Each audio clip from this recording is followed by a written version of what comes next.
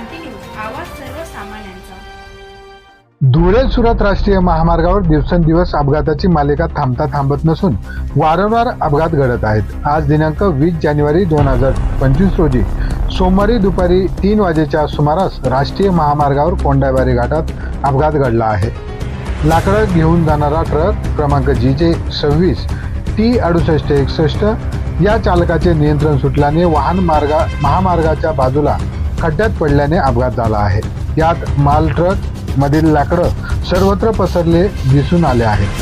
ट्रकचा काही भाग चक्काचूर झाला आहे। या अपघातात चालक व सहचालक दिनेश बाळू गावित राहणार सोनगड गुजरात आणि विकास निराजी गावित व राहणार साक्री यांना ट्रकमधून बाहेर काढून स्थानिक नागरिक व महामार्ग वाहतूक सुरक्षा पोलीस चौकी यांनी मदत करत पोलीस वाहनांमध्ये तात्काळ विसरवाडी ग्रामीण रुग्णालयात उपचारासाठी पाठवले आहे।